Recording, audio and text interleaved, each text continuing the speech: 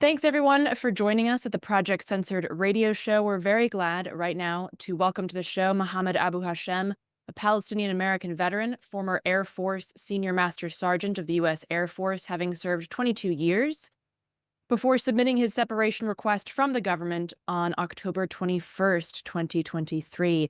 He was previously a 15-year mechanic on cargo tanker aircraft that provided rapid global mobility.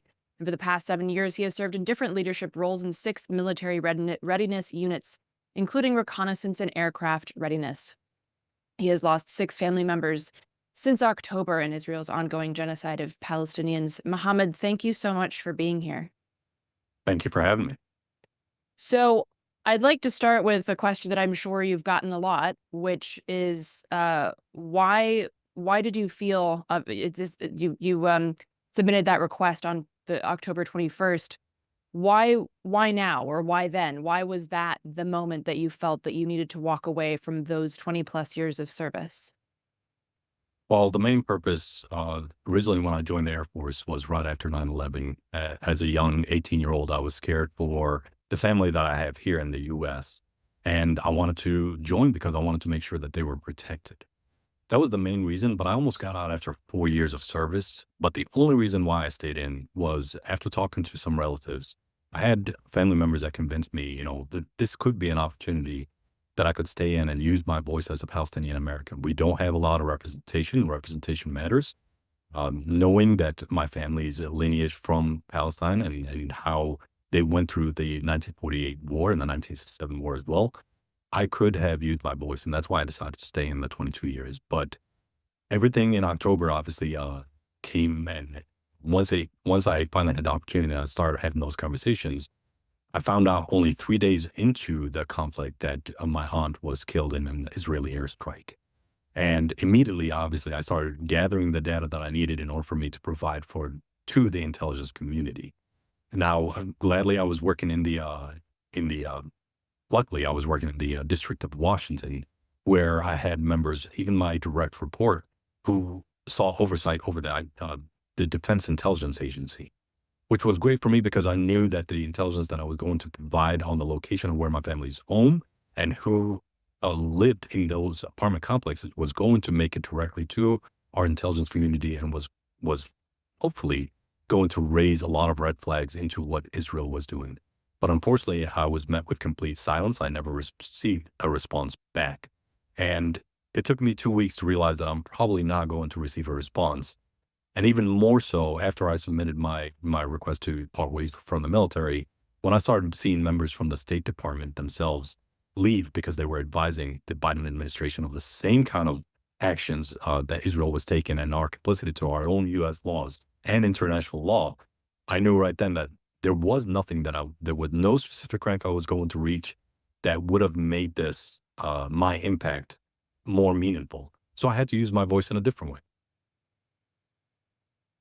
Yeah, absolutely. And I'm curious about that intelligence that you said that you shared. Is that a common practice for people then to share with higher ups intelligence about, hey, there are civilians here, or hey, we actually know these people here, whether that be in a place like Palestine or Iraq or Afghanistan? Is that typical practice?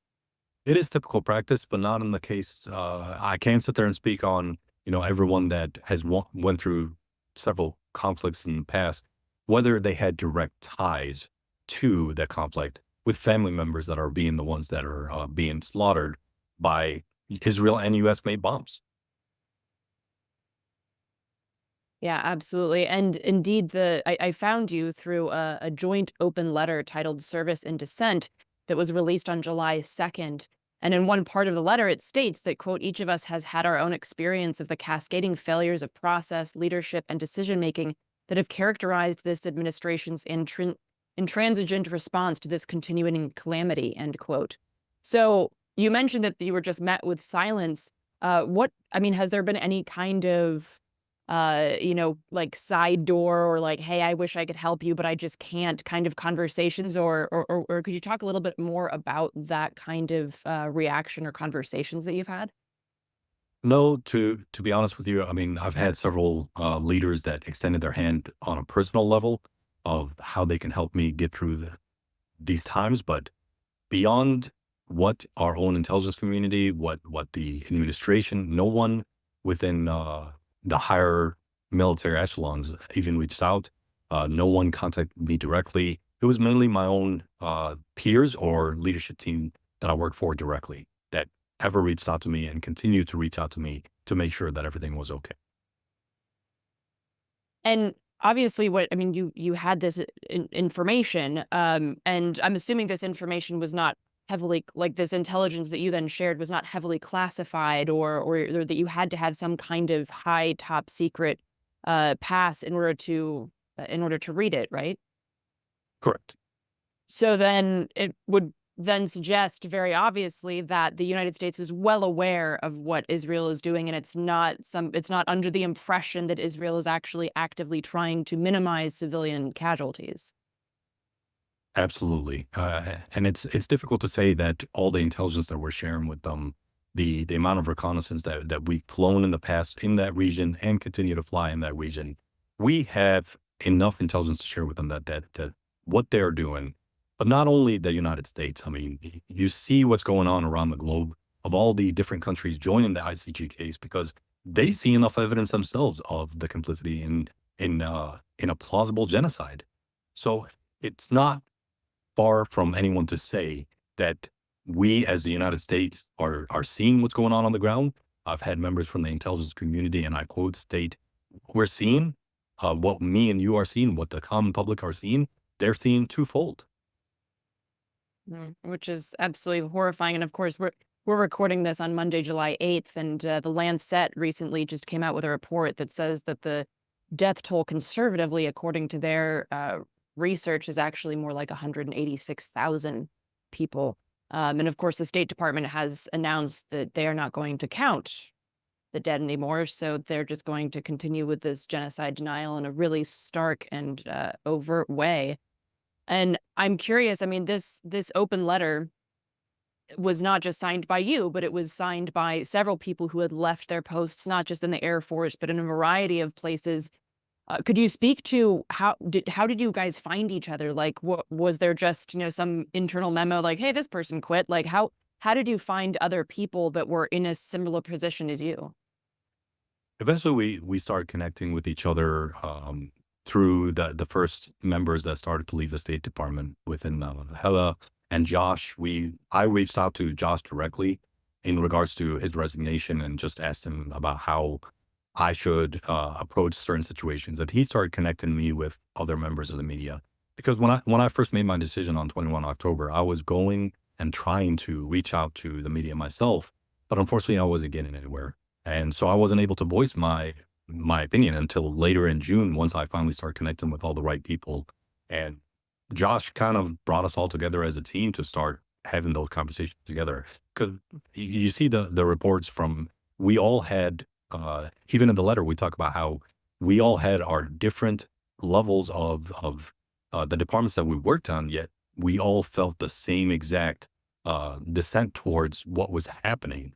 And multiple different military members. You have myself, Riley, and Harrison, who Harrison serves in the Army, and both myself and Riley are in the Air Force in completely different departments. Multiple different people from different departments are noticing the same thing. You're talking about advisors that are advising our government on the complicity that we might be facing in this genocide. It should send a red flag to most Americans that this impacts our national security on a level that we have not seen, and it's concerning to us. Although, we decided to walk away from our positions, we swore an oath to this Constitution. So we are continuing to serve the American people just in a different capacity. And could you talk a little bit about that capacity? Like, what do you feel like your role is now? My role personally, obviously, is to try to help people understand the military readiness aspect of what's happening. For me, this is one of the discussions that I had with members of the media about my fear as a first sergeant and how this impact our service members, to include our junior members. It's a little bit concerning to me. I've had multiple service members that were asking about how to submit the conscientious objector package. I've had members come up to me and say, this is affecting their health. This is affecting their anxiety. They're watching a genocide happen live. There's nothing that we can hide anymore. Every social media platform is broadcasting this live. And additionally, in only a few cases, I've had members that wanted to leave the service no matter what, and they were going to drastic measures. In one case that I know of, a member turned to legal drugs in order for them to separate because it's incompatible with military service. And this is, to me, this is concerning, because if this is happening within our military community, you're talking about all our NATO allies, all nations, the junior service members, they're watching this and they are thinking the same thing. How in the world are we letting this happen? And kind of circling back to what I asked you personally about why now, I'm curious what you're hearing from other service members, because I mean, we're seeing the first live streamed genocide in the world, which is horrifying, but also very powerful in terms of its effects on how people are dissenting. But of course, the US has committed atrocities in Iraq and in Afghanistan and Vietnam and, going back quite some time. So why do you feel that this in particular is affecting service members differently or more so than what happened in the past? In the past, to include even when I was serving back in 2003, it's a huge difference when every single member of the military watching these atrocities live on their phone. There is no hiding what is going on anymore. There is no hiding how many people are being killed. It's imperative for them to see all these things, because they have to make a decision for themselves on whether they feel that our service is illegal, immoral, or unethical. And each person engages their morality a little bit differently, but this is something that we're taught in the military all the time. We continue to say you follow all orders unless they're illegal, unethical, or immoral. And unfortunately, I found right from the beginning that all three have been crossed, and that's why I had to step aside. But I continue to have young service members reach out to me asking me what they should be doing, and I continue to ask them those questions. Do they feel that this is immoral? This is immoral in their own ethics? And some of them have to make their own decisions on whether they value their morality over what's going on. But I'm also curious with that, as somebody who's never served in the military, when they say morals and ethics, like what are the morals and ethics that they instill in you? Because I assume I've been a peace activist since I was like 14, so I'm obviously not talking about it from a military perspective, but like what do they instill in you in terms of that? Is it kind of like strictly going by the Constitution, or could you talk a little bit about more of like those moral and ethics that the military then suggests are ones you should follow? So the military doesn't really deep dive into which morality you should follow or which ethics you should follow. We have, basic guidelines, but those are basic guidelines. Each person in the military comes from a different perspective, different background, different part of the world where they view morality and ethics a little bit differently from each other. That's what makes us diverse. So in the case of some members, they see and view this as morally wrong, while others may not. And that's where it's, just a guideline for the military. But we all given that same guideline. We have to look within ourselves. And that's why anytime a military member reach out to me, I ask them those questions. Do they feel as if their morality or their ethics are being violated? Do they feel like what we are doing and what we are helping Israel accomplish as illegal? And if they do, then those are the choices that they have to make personally. And what is you talked about people reaching out to you to become conscientious objectors. What is the path there, or what kind of paperwork or what kind of submissions do you have to make that break from the military? Each department is a little bit different. I would ask that the members reach out to some of their senior leaders to include the IG team of how they can submit a conscientious objector package, and how they can submit for miscellaneous separation from the service due to the differences between their values and what the military values are at this point. Everyone gets to a point. I've had members when it comes to miscellaneous separation where their family farm was you know starting to fail, and they needed to go back and help their parents. And we authorized that separation based off of, what values does this person have that will make their life a little bit better, and we allowed that member to separate so that they can go help their family. That is part of their family lineage. So we're not going to deny every single separation package that comes our way. But there are a few where the values of what the member sees as why they need to separate are not compatible with the military values, and those are the people that if they submit different kind of packages or they go a different route, that's I would advise them to obviously talk to their leadership team, the IG team, legal, to make sure that they're doing everything right. So in a situation like this, where clearly the United States has one perspective and the person trying to remove themselves from the military has a different one, how does that work? I mean, it seems like it would be easy for the US military to just say, no, you have to stay because we've decided that this is correct and we think it's moral and ethical. So, I mean, has that created issues? And do you see people that are still stuck in service when they have tried to get out because of what's happening in Palestine? Not during the current conflict. In the past, I have seen that there was a conflict in the interest, and those are the people that I just continue to advise. Seek other routes to continue. Obviously, if you're still struggling with what's going on there, we have the ability to help them out. Whether it's the anxiety of dealing with war that not everyone joins because of they thought that they were going to go to a certain country or go to a certain conflict. And a lot of people, when they get into those situations, their values change. And we have to try to just help them out. If it's me helping them by giving them the support personally in their life and in everything that's going on, then I will try to help them in that way. But not in the current conflict have I had someone come up to me and say that they were denied, what can I do next? And you said that when you first started back in October to reach out to media, there wasn't a lot of attention. Now that y'all have come together in this way, has there been any response or has there been any attention from what we'd call like legacy or corporate media?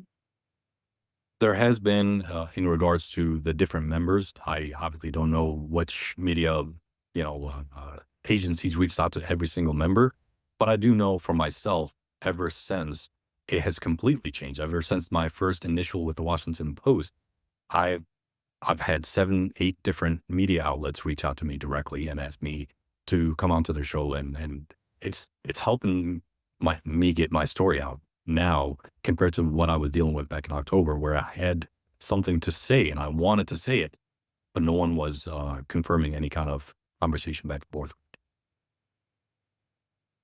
And so I'm also curious with regards to there are several I don't know if I should call them demands, but kind of bullet points listed in this open letter about what the co-signers want and need to see. Could you talk a little bit about these demands and how y'all came to these? Was this something that was collective? Were these taken perhaps from, you mentioned the ICJ court case, were these taken from other places? Could you talk a little bit about those, please? Well, we know that the power of our voice together is the most powerful thing that we can do. And for us, when we were coming together to write the entire piece, it was more of a collective from some of the members from the State Department, not myself, obviously being military. I have a whole different perspective on what I can obviously affect. But from the members from the State Department, when they were writing this and drafting this, obviously this has everything to do with the international laws that are being violated, along with the U.S. laws that they are extremely familiar with, that are being violated as well. Yet our own administration continues to deny that we're violating these laws or continue to find loopholes on how they should approach certain situations when it comes to supplying weapons with Israel. They've even created red lines that they can't even follow.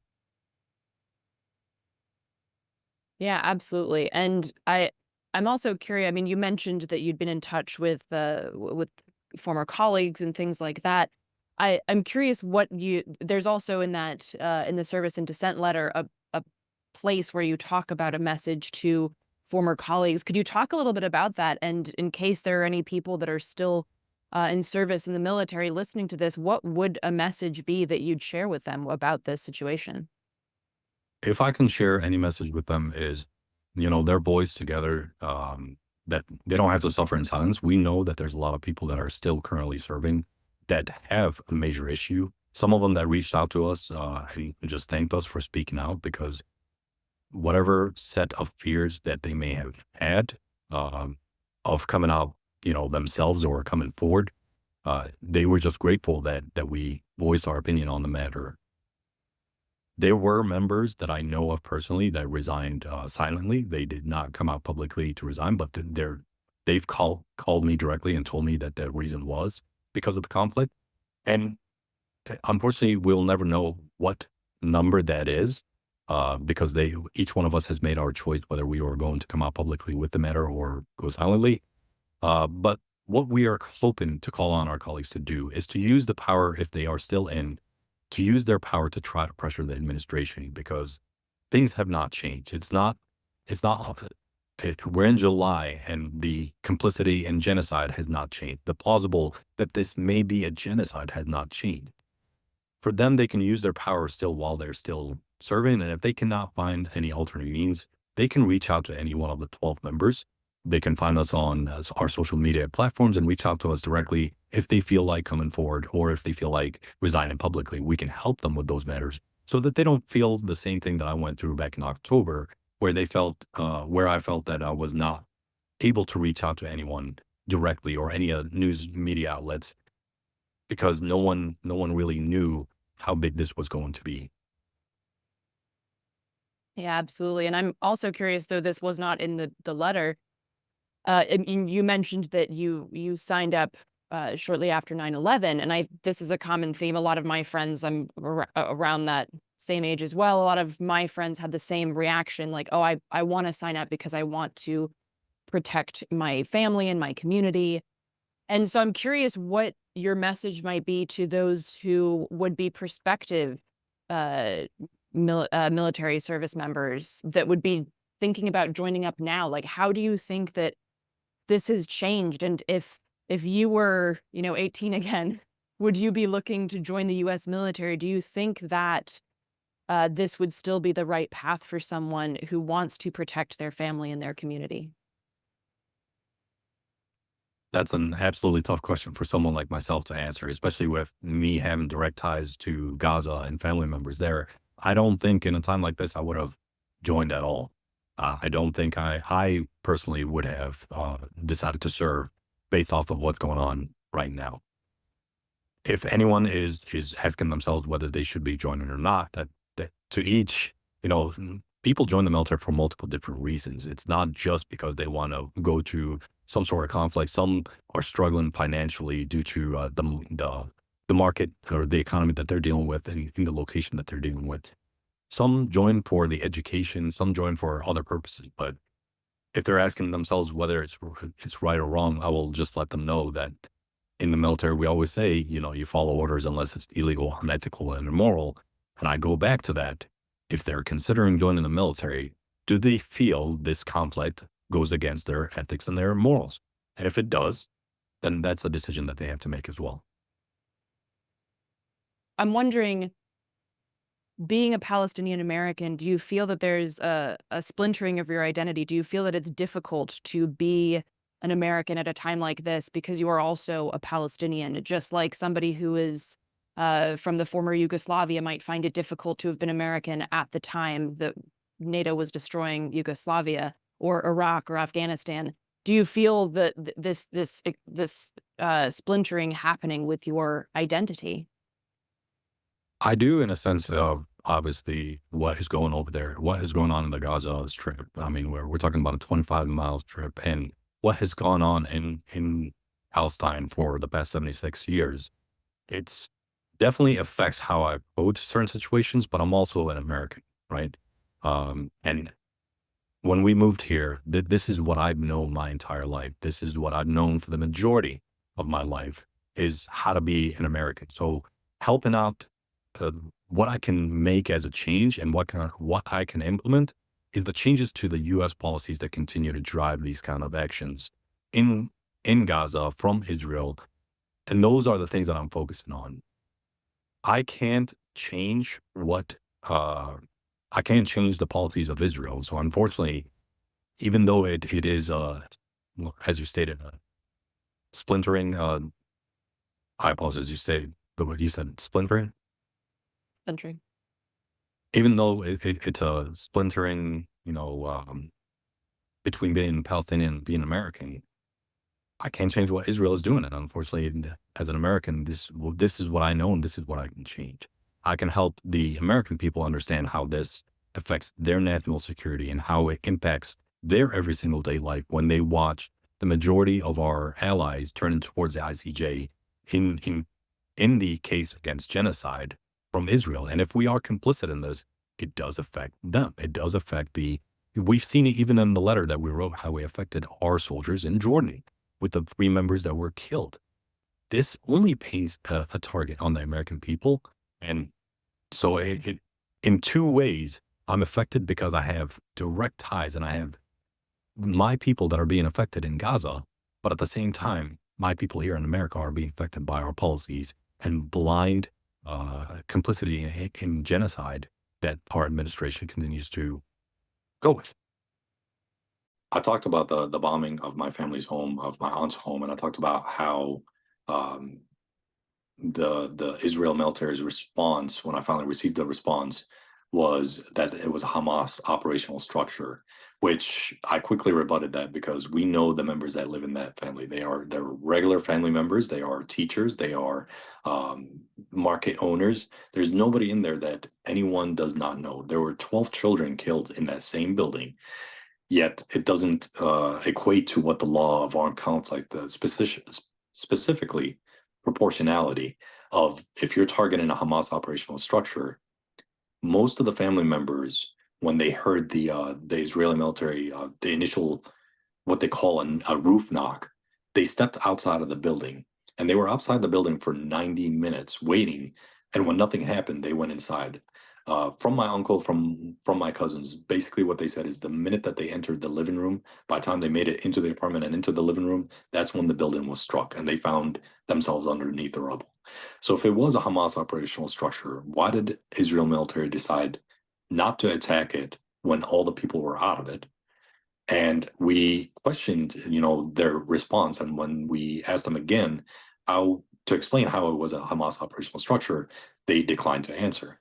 That to me is important because it shows that they are not willing to give a direct response or intelligence on anything. And I don't know what they're concerned about. If they're saying it's a Hamas operational structure, they should not worry of explaining to the people how it was used in that way to cover themselves. But the fact that they declined to answer and the fact that they're refusing to give anything more than the blanket statement that they continue to give the media of Hamas operational structure, it doesn't cut it. And it doesn't cut it in an ICJ case as well. And did you reach out as an Air Force veteran, or did you reach out as a civilian? As a civilian, through the media outlets. And so then they responded to you via the same media outlets. They Wow. responded through a different media outlets, declining to answer. Wow. And I'm also curious now that you mentioned that, because as I understand it, and please do correct me if I'm wrong, but Hamas is basically like a government agency, or not an agency, but the government in Gaza. And so to say that something is a Hamas structure, isn't that kind of like saying it's a government structure, which could be anything? Like it feels purposefully vague. It does feel purposefully vague. It feels that they're, I mean, you've heard it multiple times. A school is a Hamas operational structure. A hospital is a Hamas operational structure. Well, if you look at the laws of war and you look at when you're defining how to strike a school, it has to have an imminent threat to you or your personnel. You can't say that it's just a Hamas operational structure and we struck it. That's not how the laws of war work. You have to define that this was an imminent threat and it was used that way. Well, what imminent threats have we noticed when every single hospital and every single school has been destroyed? No one is talking about, well, there were missiles fired from the school at at Tel Aviv, or there were missiles fired from this hospital at another city in Israel. So what imminent threat were they facing exactly? They use this blanket statement so that they can justify that they can destroy this building. But unfortunately, Israel follows the Geneva Convention just like the majority of the other countries. And they're going to have to try to defend themselves in the ICG case that what they're doing was right. And unfortunately, I don't see how that's going to work. Well, an imminent threat, I mean, you can't compare the firepower of the Palestinians against Israel. It's literally like comparing rocks and tanks. And I mean, the idea of, like, I've used the example, like, let's say that there were an active shooter in a school here in the US. If the cops then bombed that school, would everyone be like, yay, we did it? You'd be horrified that that would be the response. That's not how you deal with a threat. Yep. If there were one in a school, you would try to pointedly address that threat. And yet it's okay if it's done in Gaza.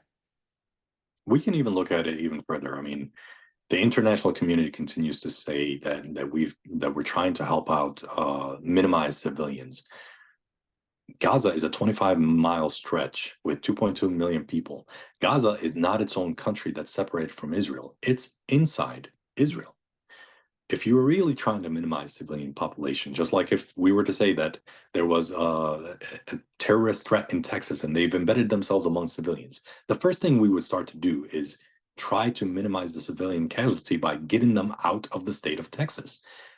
If you remove the civilian population from Gaza into Israel, because that is their country, and they could have had, the multiple coalitions of forces helping them with maintaining the population right outside of Gaza so that they can go in and get the hostages safely.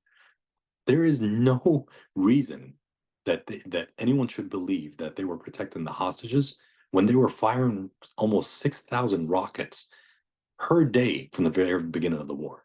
There is no reason to believe that they are trying to protect civilian casualty when they could have let the civilian casualty leave through those gates into Israel and provide, even if they didn't want them to mix completely within the cities of Israel, they could have created an entire tent city right outside of Gaza while they went in to get the hostages and went in after Hamas. No one would have questioned how many bombs they would have dropped on buildings if they weren't being dropped on civilians at the same time. Yeah, and of course. I want to say this also. I mean, this is a comment from some of the Palestinian people, to include my family members. They always say, "Let them bomb the buildings. We can rebuild buildings. It's fine. Why are they bombing the people that are in the buildings?" Yeah, and of course, if you unfortunately, or fortunately, I think it's necessary for people to learn the history of Israel. If you do, then you realize that the whole goal is ethnic cleansing and genocide. So it's not about Hamas, because Hamas has only existed for the past 30 some odd years. So yeah, and when you were talking, I was thinking about something else, because obviously you understand military operations, which I don't, and I think a lot of listeners, being civilians who have never served, don't either. Do you think the understanding of how things could be done differently in a military sense is also pushing U.S. service members to dissent because they know you could have done it differently? I do believe so. I've had certain conversations with some of my colleagues regarding that fact, but even more so that we know that Israel had the intelligence on the 5th and 6th, and they could have prevented this. And now, from what I can talk about, obviously, I can't talk about the intelligence besides the fact that I received information from within the intelligence community from some of my colleagues that told me that they had all the proper intelligence to tell them that they should have been on alert status and they could have stopped Hamas on the 6th of October. But what I do understand is military readiness, meaning aircraft readiness. And whenever, just to use as an example for anybody that's listening that doesn't understand, on the 4th of July, when we heard chatter, when the intelligence community heard chatter, that there may be intensified incidents that may raise alarm, and that's why we raised the threat levels within the military installations overseas.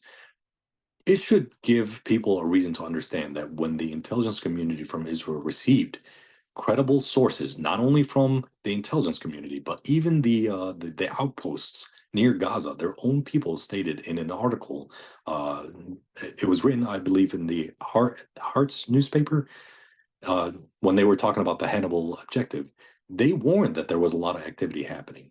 Why the alert status of the Israeli government was not at the highest level, why their aircrafts were not ready to go within 15 minutes, as if everything that we trained on between our coalition forces when it comes to alert status, we trained that they can get up in the air as quickly as possible. Why was that not a priority for them? Those are the questions that the people need to be asking of the government of Israel. How in the world did they let this happen? What broke down? What intelligence was not provided to the right people? Or was this done purposefully? Yeah, I think not that I'm a betting woman, but if I were, I think I know where I'd put my money. I mean, most of the people can really look into the force protection levels. Everything that I'm saying is all on Google, Wikipedia. I mean, we don't shy away from posting the force protection levels. Neither does our NATO allies. This is how we prepare for certain actions. And we practice together in red flags in Vegas. We practice what alert status and how to quickly get fighter aircrafts into the air. So this isn't news to anyone of how we operate together as a coalition, how we helped Israel. Actually, the first time in 7 years that they joined Red Flag was last year in 2023. So they know what heightened alert status is. They know what force protection is when it comes to intelligence and where they should be standing. Why did it take? And I don't want to be quoted. I read in one or two news articles that it took almost 8 to 12 hours to respond. How did it take 8 to 12 hours to respond when you had multiple credible sources stating that the threat levels of what Hamas was doing? It shouldn't be any question in people's minds that they could have prevented all of this.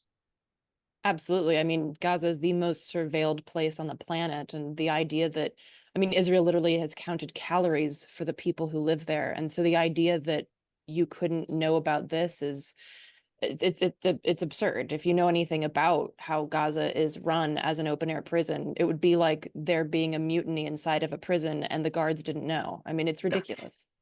Yeah. Yeah. This is more of a personal opinionated piece. Uh, so our government officials created this policy for our Department of Defense personnel and their spouses that they can't accept gifts that are larger than $300 from foreign entities. And the reason why is because it affects or undermines their ability to do their job correctly. I would definitely question how we've created these policies for all our government agencies to not be able to accept money from foreign entities, yet we accept millions upon millions of dollars. Our politicians accept millions of dollars from foreign donors. How does it not affect their ability to perform their job to their fullest ability for the American people and the American people first? Yeah, I mean, the fact that AIPAC is allowed to operate is just remarkable. I mean, they give billions of dollars to members of Congress who then claim that they are objective in their dealings with regards to Israel. It's laughable in the most morbid way. Mohammed, thank you for highlighting that point. And where's the best way for people to get in touch with you or to get in touch with folks who are running this campaign? I would tell the majority of people that are trying to reach out that we have our social media platforms that they can reach out to from LinkedIn, from uh, different avenues that way that they can reach out to us so that we can communicate and see how we can move forward together. All right. Well, thank you so much, Mohammed. I really, really appreciate you taking the time to sit down with us. Thank you so much.